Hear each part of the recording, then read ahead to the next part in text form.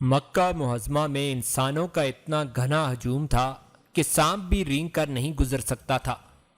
شہر کے اندر اور باہر، گلیوں اور بازاروں میں انسانوں کا سمندر موجیں مار رہا تھا۔ اس متحرک ہجوم میں ایک خاصیت تھی، ان سب کا لباس ایک تھا، سفید چادر کندھوں سے ٹخنوں تک، ایک کندھا ننگا، سر ننگا، پاؤں ننگے اور سر استروں سے صاف کیے ہوئے تھے۔ ان کی توجہ کا، امنگوں کا، روح کا، دل و جان کا مرکز خانہ کعبہ تھا۔ جس طرح ان کا لباس ایک تھا، اسی طرح ان کا نظریہ، ان کا عقیدہ اور ان کا دین بھی ایک تھا۔ وہ سب مسلمان تھے، حرم کے پاسبان تھے، وہ حجاج تھے، فریضہ حج ادا کرنے آئے تھے۔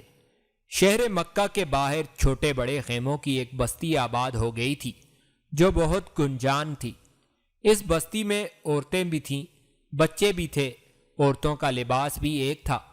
اس ہجوم کا لباس ایک جیسا تھا، جسموں کے رنگ مختلف تھے، گورے بھی تھے، بغیر چاند کی رات جیسے سیاہ کالے چہرے والے بھی تھے، گندمی رنگت والے بھی اور زرد پیلے چہرے والے بھی تھے۔ ان میں جری اور جابر بھی تھے اور کمزور اور ناتواں بھی تھے۔ ان میں سپہ سالار بھی تھے اور سپاہی بھی تھے، آقا بھی تھے اور غلام بھی تھے، لیکن لگتا تھا جیسے وہ ایک ہی رنگ میں رنگے گئے ہوں۔ ان کی حرکات ایک جیسی، سکنات ایک جیسی، گفتار ایک جیسی تھی۔ وہ کسی ایک ملک سے نہیں، بہت سے ملکوں سے آئے تھے۔ ان میں افریقی بھی تھے، چینی بھی تھے، ہندوستانی اور ایرانی بھی تھے، اور جہاں تک نور اسلام پہنچا تھا وہاں کے مسلمان مکہ معظمہ میں آ گئے تھے۔ وہ ایک دوسرے کی زبان نہیں سمجھتے تھے، لیکن ان کی روحیں ایک دوسرے کو بڑی اچھی طرح سمجھ رہی تھیں۔ ہزاروں کوس دور رہنے والوں کے دلوں میں بال برابر بھی فاصلہ نہیں تھا۔ ان میں بیگانگی نہیں، بلکہ ایسی اپنائیت تھی کہ مکہ میں کوئی بھی اپنے آپ کو اجنبی نہیں سمجھ رہا تھا۔ سفید احرام میں ملبوس اس ہجوم کا ہر فرد محسوس کر رہا تھا جیسے وہ یہیں پیدا ہوا تھا اور اس کی زندگی کا آخری سفر اسی منزل پر ختم ہوگا۔ عقیدت نے سب پر وجدانی کیفیت طاری کر رکھی تھی۔ مکہ معظمہ کی فضا ایک مسلسل، مترنم اور مقدس گونج بنی ہوئی تھی۔ ہجوم کی آواز ایک تھی، سب کی زبانوں پر کلمات تلبیہ تھے۔ فضا میں ایسا تقدس تھا کہ بادشاہوں اور امراء کے سر جھکے جا رہے تھے، ترنم ایسا کہ روحوں پر وجد طاری ہوا جا رہا تھا۔ ہر فرد بلا امتیاز رنگ و نسل ایک اللہ کے رنگ میں رنگا گیا تھا۔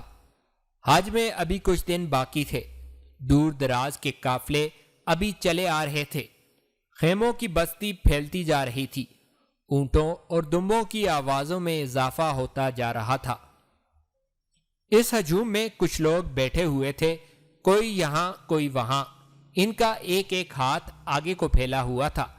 بعض نے اپنے آگے ایک کپڑا بچھا رکھا تھا اور بعض کے ہاتھوں میں کشکول تھے، یہ بھکاری تھے۔ ان میں کچھ تو معذور تھے اور باقی صحراؤں میں زندگی بسر کرنے والے بدو تھے۔ حج کے دنوں میں وہ بھیک مانگنے کے لیے مکہ میں آ جاتے اور اچھی خاصی رقمیں اکٹھی کر کے لے جاتے تھے۔ حاجی ان کے آگے درہم و دینار پھینکتے جا رہے تھے۔ وہ یہ دیکھنے کی ضرورت محسوس نہیں کر رہے تھے کہ ان میں خیرات کا حقدار کون ہے، وہ اللہ کی راہ میں خیرات دے رہے تھے۔ یہ بھکاری فریضہ حج کا ایک حصہ بن گئے تھے۔ ان بھکاریوں میں ایک بھکاری کا اضافہ ہو گیا جو کسی حاجی نے محسوس نہ کیا۔ محسوس کرنے کی ضرورت ہی کیا تھی، وہ ان بھکاریوں جیسا ہی ایک بھکاری تھا جو پہلے سے یہاں موجود تھے۔ اس نئے بھکاری میں کوئی خاص بات نہیں تھی، وہ انہی جیسا تھا، کپڑے پھٹے ہوئے، ہاتھوں اور چہرے پر میل جمی ہوئی، داڑھی پر ریت کے ذرے چمک رہے تھے۔ اگر اس میں کوئی خصوصیت تھی تو یہ تھی کہ وہ تمام بھکاریوں میں سب سے زیادہ بوڑھا اور نحیف تھا، اور وہ اپنے پاؤں پر زیادہ دیر کھڑا رہنے کے قابل نہیں تھا۔ ایک خصوصیت اور تھی جس وجہ سے لوگ اسے ذرا غور سے دیکھتے تھے، وہ یہ تھی کہ اس کے پاؤں میں بیڑیاں پڑی ہوئی تھیں جن سے پتہ چلتا تھا کہ یہ قیدی ہے، اور اس پر خاص کرم کیا گیا ہے کہ اسے بھیک مانگنے کی اجازت دے دی گئی ہے۔ قیدی ہو؟ پہلے روز ہی ایک حاجی نے اس سے پوچھا۔ اس نے آہستہ سے سر اوپر نیچے ہلایا۔ اس کی آنکھیں سفید اور بے نور تھیں۔ چوری کی ہے؟ چوری کرتا تو ہاتھ کٹے ہوئے ہوتے۔ اس نے اپنے دونوں رشاگیر ہاتھ آگے کر کے جواب دیا۔ کسی عورت کے ساتھ پکڑے گئے تھے؟ ایسا ہوتا تو میں زندہ نہ ہوتا۔ اس نے کانپتی ہوئی آواز میں جواب دیا۔ میں سنسار کر دیا جاتا۔ پھر کیا جرم کیا ہے تم نے؟ قسمت ہار گئی ہے، بوڑھے بیکاری نے جواب دیا۔ مجرموں کی قسمت جلدی ہار جایا کرتی ہے بڈھے بدو، قریب کھڑے ایک اور حاجی نے کہا۔ بوڑھے بیکاری کے چہرے پر کربناک تاثر آ گیا۔ وہ اپنے ارد گرد 5-6 آدمیوں کو کھڑے خالی خالی نگاہوں سے دیکھنے لگا۔ مجرم اپنا جرم نہیں بتایا کرتے، ایک حاجی بولا۔ میرا جرم یہ ہے کہ خلیفہ ولید بن عبد الملک مر گیا ہے، بوڑھے بیکاری نے کہا، اور اس کی جگہ اس کا بھائی سلمان بن عبد الملک مسند خلافت پر بیٹھ گیا ہے۔ دمشق کے قید خانے میں جا کر دیکھو، مجھ جیسے کئی قیدی ناکردہ گناہوں کی سزا بھگت رہے ہیں۔ تم کون ہو؟ ایک اور حاجی نے پوچھا۔ تمہارا نام کیا ہے؟ کس قبیلے سے تعلق رکھتے ہو؟ کبھی میرا نام بھی نام ہوا کرتا تھا، بوڑھے بیکاری نے جواب دیا۔ نام صرف اللہ کا رہے گا۔ اس نے انگلی آسمان کی طرف کر کے کہا، صرف اللہ کا نام رہے گا۔ کچھ دو گے تو اللہ کو دو گے۔ اللہ تمہارا حج قبول کرے۔ میں اپنا جرم نہیں بتا سکتا، بتاؤں گا تو یہ میرا جرم ہوگا۔ وَتُعِزُّ مَن تَشَاءُ وَتُذِلُّ مَن تَشَاءُ۔ حاجی کچھ سکے اس کے آگے پھینک کر چلے گئے۔ بوڑھے بیکاری نے اپنے پاؤں میں پڑی ہوئی بیڑیوں پر کپڑا ڈال دیا۔ ان بیڑیوں سے جو سوال پیدا ہوتے تھے ان کے جواب اس کے پاس تھے، لیکن وہ جواب دینے کی جرت نہیں کر سکتا تھا۔ وہ خلیفہ سلیمان بن عبد الملک کے ساتھ دمشق سے آیا تھا۔ اسے خلیفہ کے قافلے کے ساتھ لایا گیا تھا۔ یہ اس کی سزا کا حصہ تھا کہ مکہ چل کر بھیک مانگے۔ وہ ہاتھ آگے کو پھیلائے چپ چاپ بیٹھا رہتا تھا۔ حاجی اسے ضعیف العمر سمجھ کر کچھ زیادہ ہی پیسے دے دیتے تھے، لیکن وہ خوش نہیں ہوتا تھا۔ عشاء کی نماز کے بعد جب حاجی اپنے خیموں میں چلے جاتے تو وہ اٹھتا اور کم سے کم پیسوں سے کچھ خرید کر کھا لیتا، پھر دن بھر کی بھیک گننے بیٹھ جاتا۔ گن کر اس کا دل بیٹھ جاتا، وہ اور زیادہ رنجیدہ اور ملول ہو جاتا۔ اسے 2 لاکھ دینار پورے کرنے تھے۔ حج کے ان چند دنوں میں وہ اتنی کثیر رقم اکٹھی نہیں کر سکتا تھا۔ اس نے محسوس کیا کہ وہ چونکہ چپ بیٹھا رہتا ہے اس لیے اسے پیسے کم ملتے ہیں۔ اس نے بولنا شروع کر دیا، لیکن وہ دوسرے بیکاریوں کی طرح دردناک صدائیں نہیں لگاتا تھا، نہ وہ اپنے بھوکے پیاسے بچوں کا رونا روتا تھا۔ وہ ایک ہی صدا لگاتا تھا، وَتُعِزُّ مَن تَشَاءُ وَتُذِلُّ مَن تَشَاءُ، اور وہ جسے چاہے عزت دے اور جسے چاہے ذلت دے۔ وہ صدا لگا رہا تھا کہ ایک آدمی نے پیچھے سے آ کر اسے پاؤں سے ٹھوکر ماری۔ بوڑھے بیکاری نے پیچھے مڑ کر دیکھا۔ بھاگنے کی تو نہیں سوچ رہے بڈھے؟ ٹھوکر مارنے والے نے پوچھا۔ کبھی سنا تھا کہ اندلس کے میدان جنگ سے کوئی بھاگا ہے؟ بوڑھے بیکاری نے کہا۔ میں نے بھاگنا ہوتا ابھی اندلس تیرے دماغ سے نکلا نہیں۔ اس آدمی نے اسے ایک اور ٹھوکر مارتے ہوئے کہا۔ اپنے خلیفہ سے کہہ دینا کہ تمہاری حکومت جلد ختم ہو جائے گی، بوڑھے بیکاری نے کہا۔ محمد بن قاسم کے قاتل کو میرا یہ پیغام دے دینا، اور تیری ان 2 ٹھوکروں کا جواب روز قیامت دوں گا۔ اسے ٹھوکر مارنے والے نے بیکاری کو گہری نظروں سے دیکھا اور آہ بھر کر آگے چلا گیا۔ ایک روز شمالی افریقہ سے حج کے لیے آئے ہوئے 2 آدمی آہستہ آہستہ چلتے اس کے قریب آئے تو اس نے صدا لگائی، یہ کوئی عقل والا بھکاری معلوم ہوتا ہے۔ ایک افریقی نے کہا۔ ہاں، دوسرے نے کہا، دوسرے بھکاریوں کی طرح اپنی مجبوریوں کا رونا نہیں روتا۔ دونوں اپنی تھیلیوں سے پیسے نکالنے لگے۔ بھکاری زمین پر بیٹھا منہ اوپر کر کے انہیں دیکھ رہا تھا۔ ایک افریقی اسے پیسے دینے لگا تو اس کا ہاتھ رک گیا۔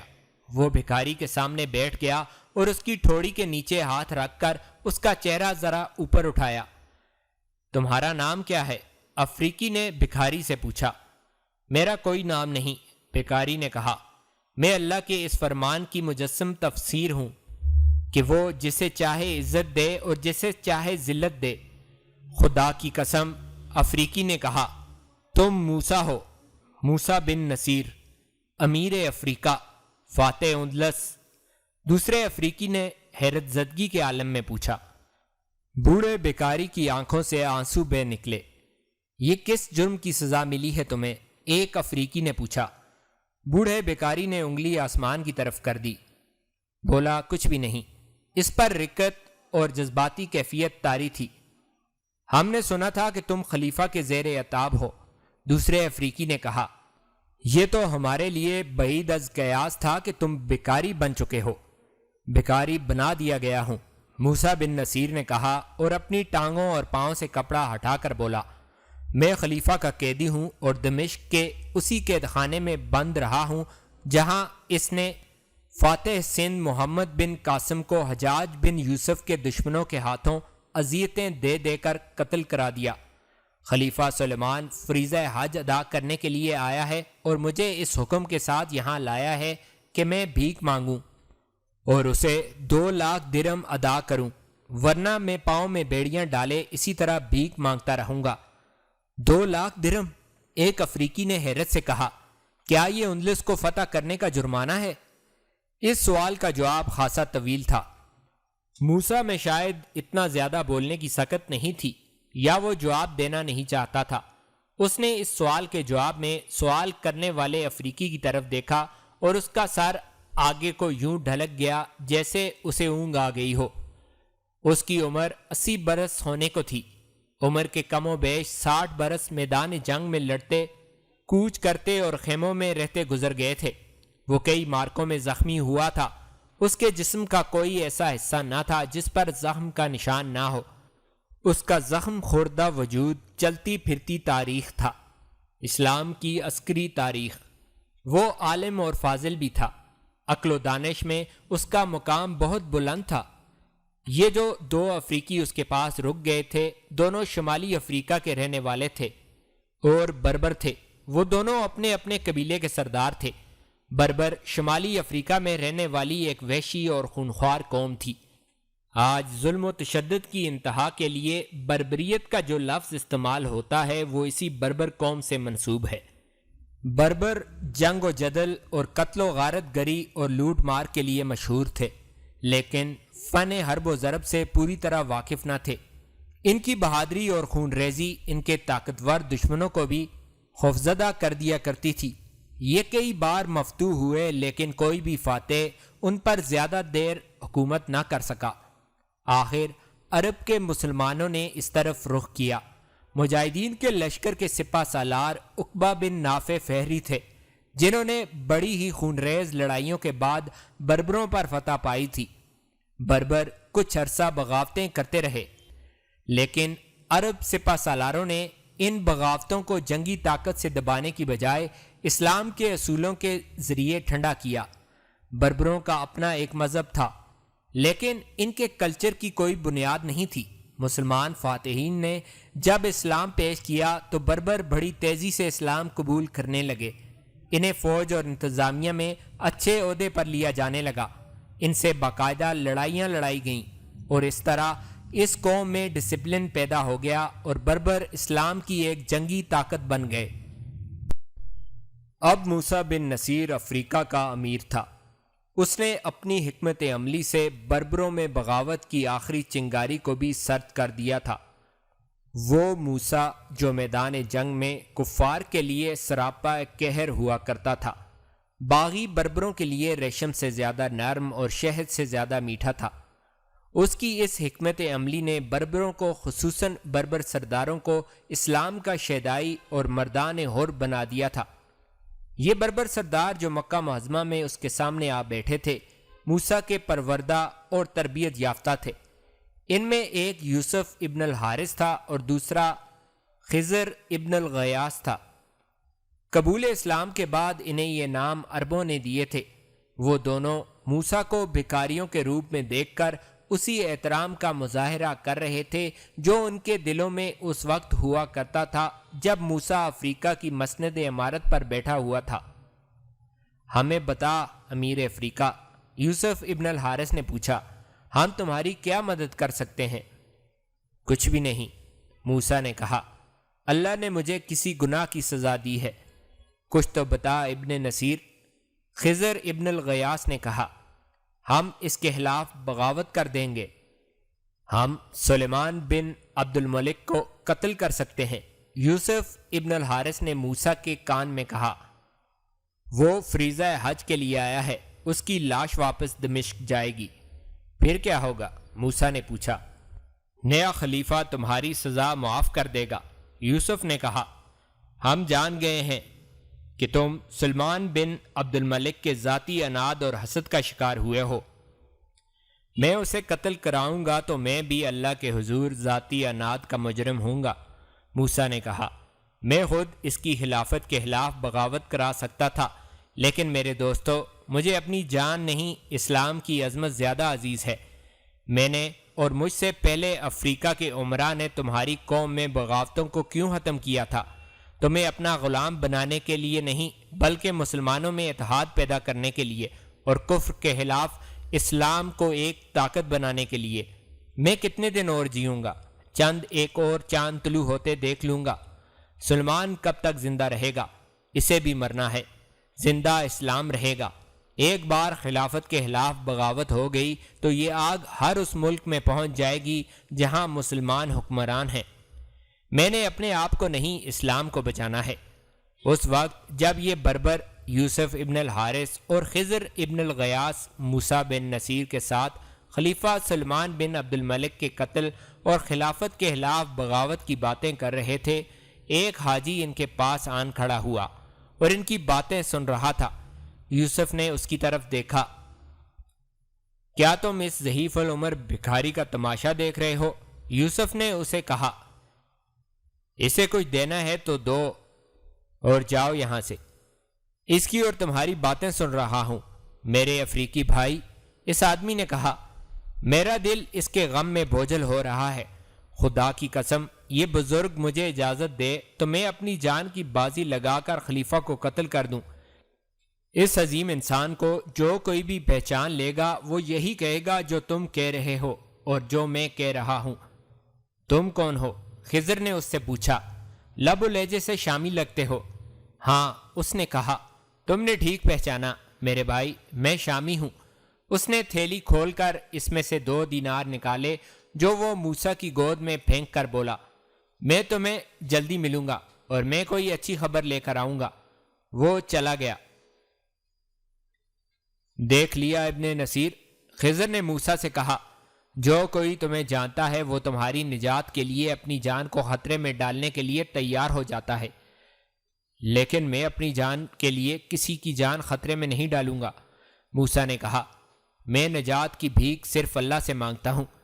تمہارا 2 لاکھ دینار جرمانہ ہم ادا کریں گے، لیکن واپس جا کر، یہاں تو ہم زاد راہ ہی لائے ہیں۔ میرا قبیلہ تمہارے نام پر درم و دینار کے انبار لگا دے گا۔ خضر نے کہا۔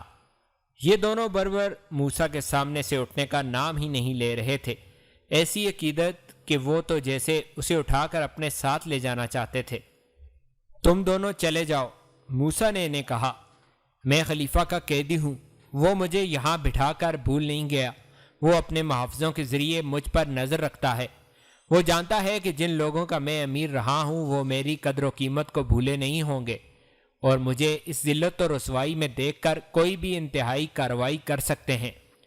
وہ دونوں وہاں سے اٹھنے ہی والے تھے کہ 4 آدمی ہاتھوں میں ننگی تلواریں لیے آئے اور دونوں بربروں کے ارد گرد کھڑے ہو گئے۔ تم دونوں کو خلیفہ نے طلب کیا ہے۔ ان میں سے ایک نے یوسف اور خضر سے کہا، خلیفہ کو ہم سے کیا کام ہو سکتا ہے؟ یوسف نے پوچھا۔ اس کا جواب صرف خلیفہ ہی دے سکتا ہے۔ اس آدمی نے کہا، ہم حکم کے پابند ہیں، فوراً چلو۔ اگر ہم نہ چلیں تو، خضر بولا، پھر تمہیں یہاں سے گھسیٹ کر لے جایا جائے گا۔ اس آدمی نے کہا، یہ بھی خلیفہ کا حکم ہے، اس سے پہلے کہ تمہیں گھوڑوں کے پیچھے باندھ کر لے جایا جائے، چل پڑو۔ خلیفہ کے حکم کو تم نہیں ٹال سکتے میرے دوستو، موسیٰ نے کہا۔ ان کے ساتھ چلے جاؤ، رسوائی سے بچو، اللہ تمہارا محافظ ہو۔ وہ 4 آدمی دونوں بربروں کو اپنے ساتھ لے گئے۔ موسیٰ بن نصیر کی آنکھوں میں آنسو آ گئے